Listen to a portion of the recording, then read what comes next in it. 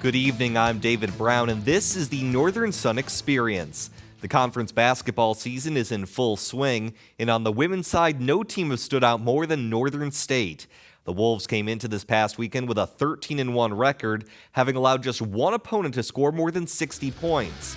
They traveled north to take on Minot State Friday evening. First half, Wolves work it down low to Rachel Krogman for the easy lay-in, and Northern's out in front.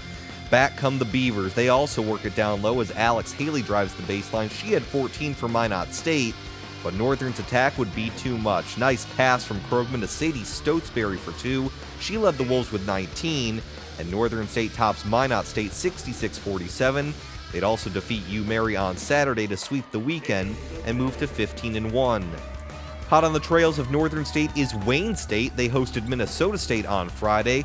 Close game throughout the first half, but in the second, this Ashley Olsen 3 brings the Mavericks to within 36-35.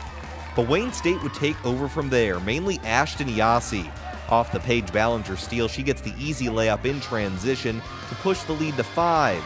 Then a little bit later, the senior from Dallas Center, Iowa, pulls up for 3. She had a game-high 23, and Wayne State's defense holds in the second half, topping Minnesota State 62-46.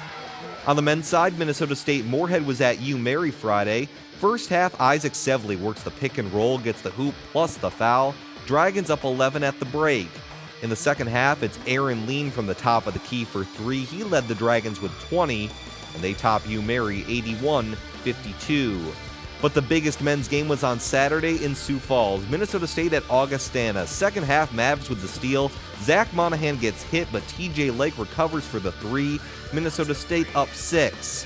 The Mavs are up 7 now, but Augie's fighting back. Casey Schilling splashes in the 3 from straight away.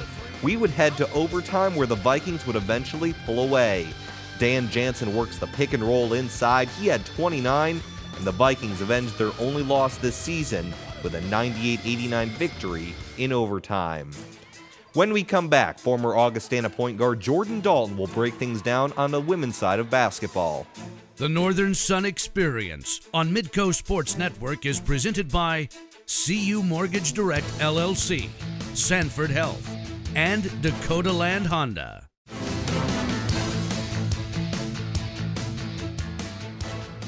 And welcome back to the Northern Sun Experience, joined by former Augustana point guard Jordan Dalton, our basketball analyst, breaking down all the big storylines in the NSIC every week.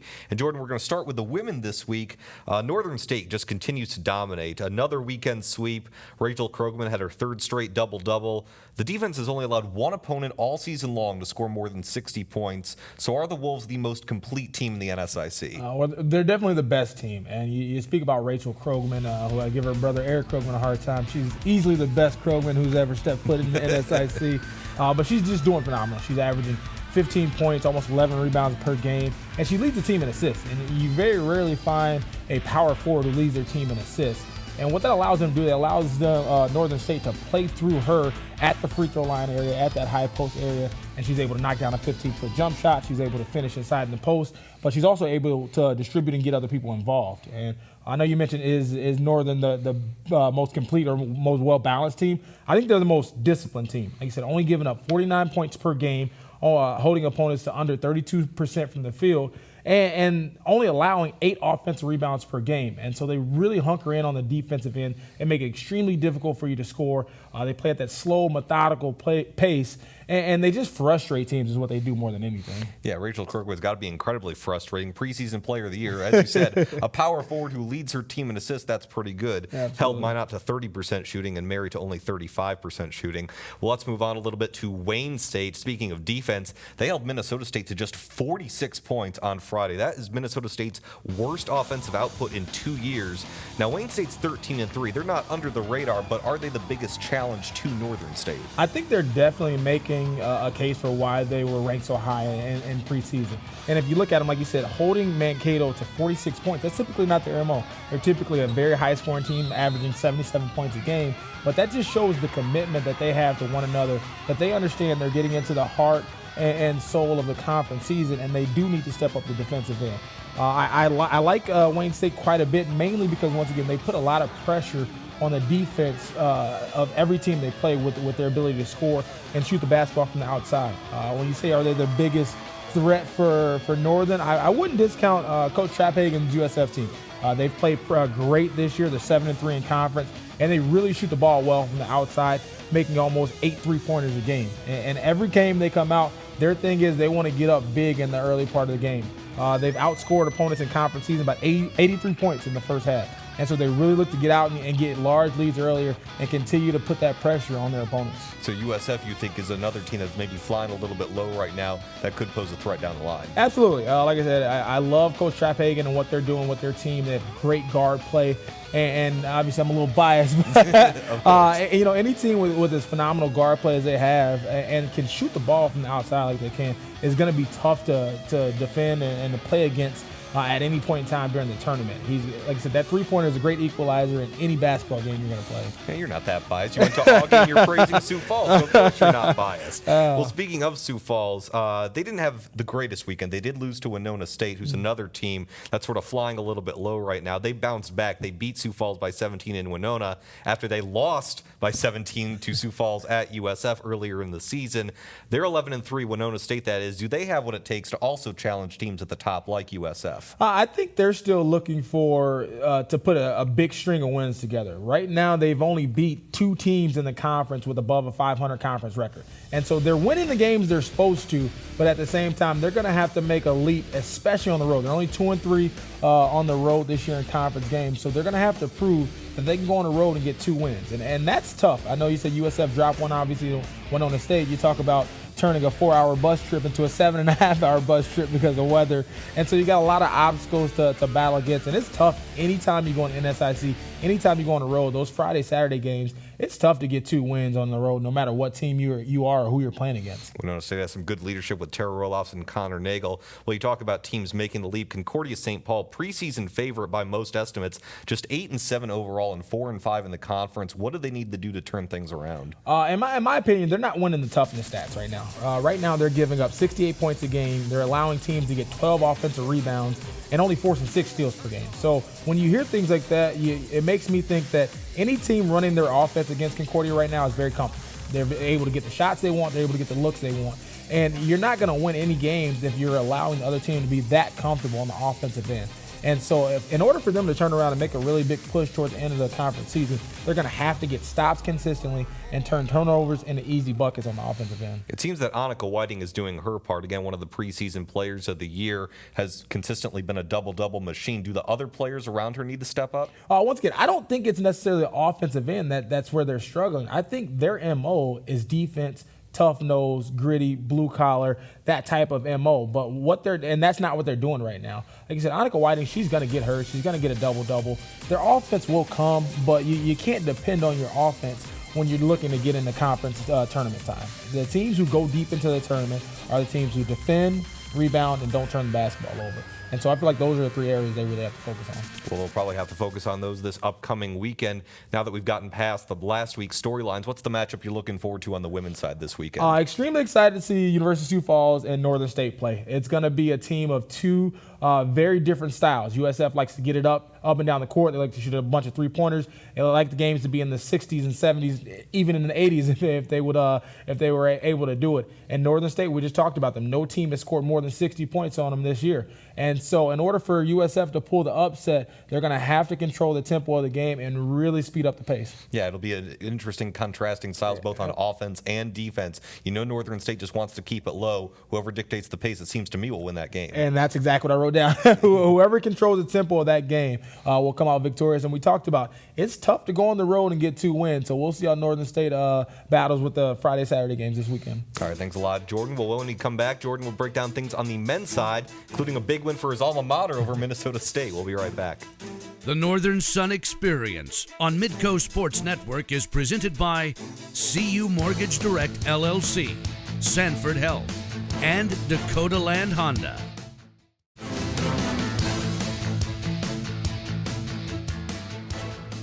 And welcome back to the Northern Sun Experience, joined once again by Mr. Jordan Dalton, former Augustana point guard, and a big win for your alma mater this weekend. Augustana gets an overtime victory at home against Minnesota State. They avenged their only loss this season. How was Augie able to pull away in overtime? Well, their front court came to play. You got two absolute beasts in Casey Schilling and Dan Jansen.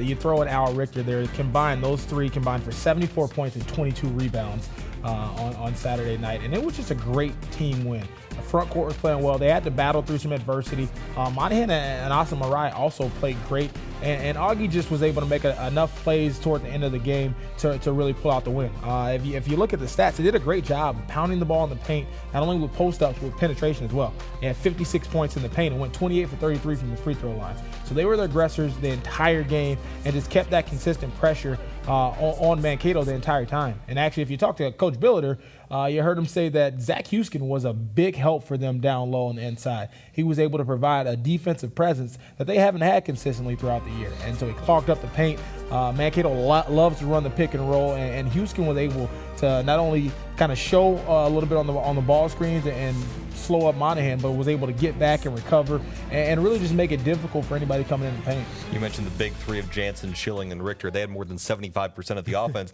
But as you said, guys like Houston, they only played 7 guys that game, so they need sort of those role players to step up. And you know when you're talking about Dan Jansen and Casey Schilling, 2 All-American candidates, you know what you're going to get. They're going to bring it. Casey Schilling is one of the best competitors I've ever seen play. He gets the most out of his potential, and he's going to play hard every single second he's out there.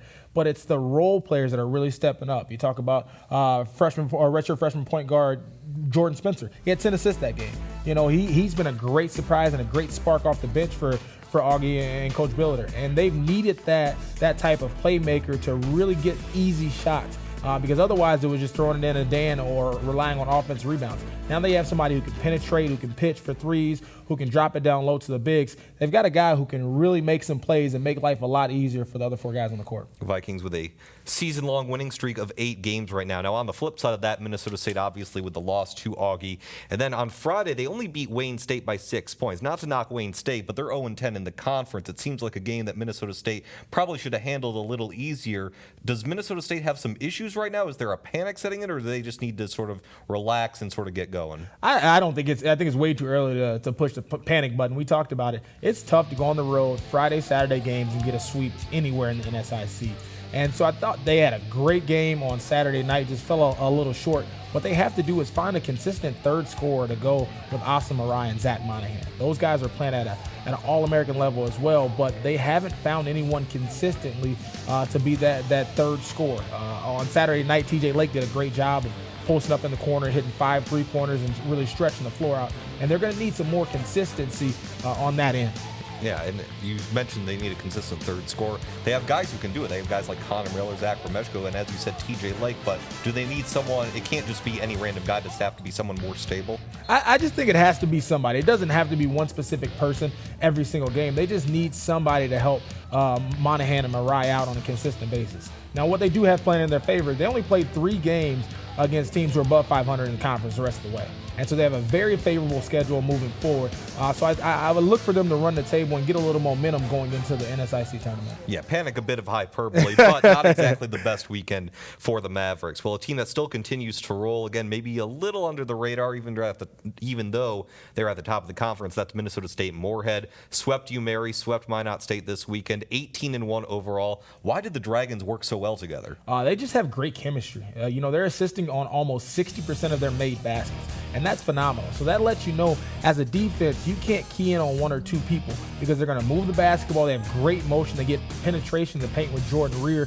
And they put up almost 80 points a game. And that's really, really tough for any defense to defend against all night long when you know you have multiple scoring options out there that you're going to have to guard against. And not only that, it puts pressure on your offensive end too, because you know you're going to have to consistently score 70 to 80 points to keep up with Moorhead. Yeah, there have been a couple of times where the Dragons have hit triple digits like with ease, and in a 40-minute game, that's pretty difficult. It's very tough to do, and they're so tough from the outside too. Once again, making 11 3-pointers a game, and that is very, very difficult because what it does is it stretches the floor. You know you have to guard the 3-point line anytime you're playing against the Dragons, and now your bigs have an opportunity to go one-on-one in the post because nobody wants to leave 3-point shooters. So they have a great inside-out dynamic and just once again put a lot of pressure on any team they play against. It's going to be very, very difficult to knock them out of the tournament. The Dragons have won 6 in a row. Well, we talked a lot about Northern State's women, but the men are doing well too. 13-3 record, but they did lose to UMary this weekend, who's at the bottom of the North Division standings. In a tight conference race, you can't afford to lose games like that, but does Northern have what it takes to challenge the top teams like the Augies, Minnesota States, and MSU Moorheads? I think they're still looking for their way.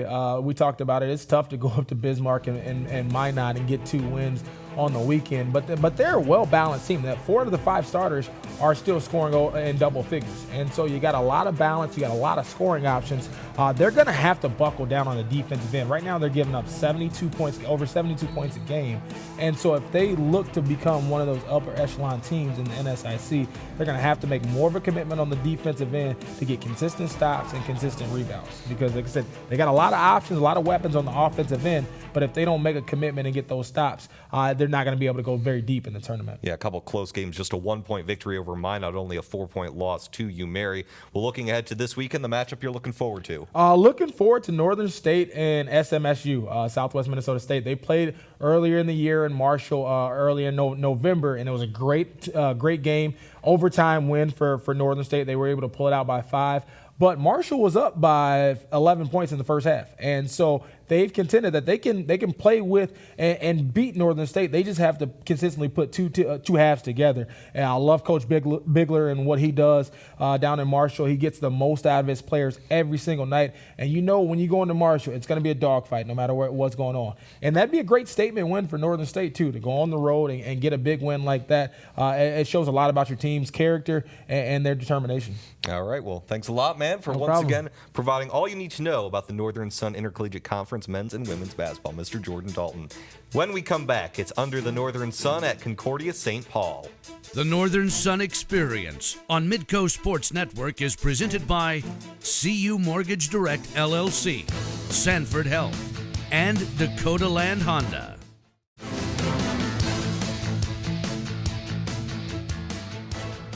Welcome back to the Northern Sun Experience. It's time for Under the Northern Sun, where we shine the spotlight on one of our member schools. Tonight, it's Concordia University in St. Paul, Minnesota, which is providing students with both academic and economic incentives.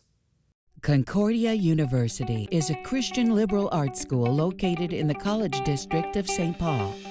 And for more than a century, we've led the way. In 1998, we were one of the first colleges in the nation to give every student a laptop. And in 2004, we opened the country's first Center for Hmong Studies.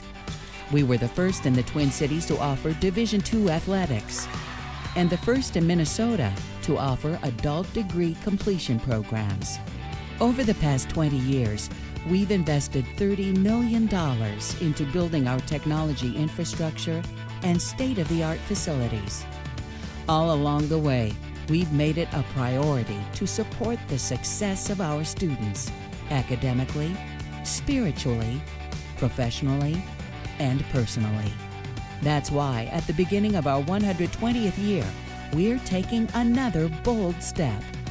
We're reducing our annual tuition by $10,000, making Concordia University St. Paul one of the most affordable private colleges in Minnesota.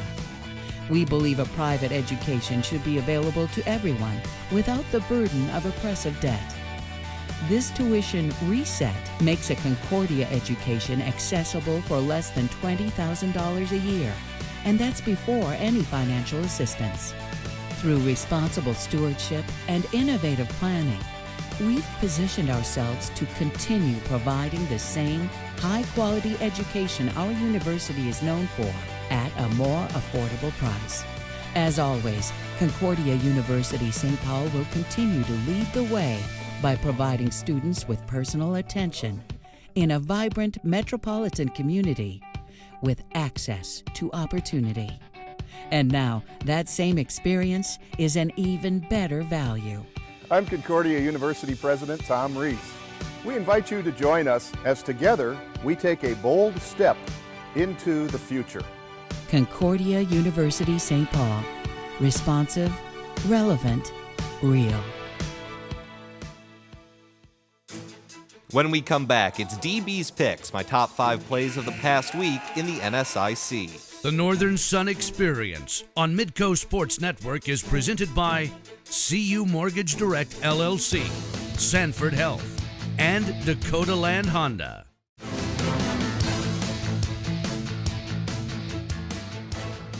Welcome back. It's time for the best of the best, the top 5 plays of the past week in the NSIC. At number 5, we go to Wayne, where Patrick Hurst's hands come in handy. With 1 second left in the half, he bobbles the inbounds but still gets off the buzzer beater.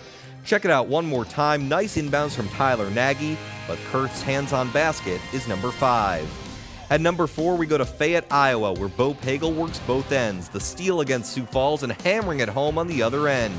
Here it is again. Pagel takes advantage of the poor pass and flushes it home for more at number 4.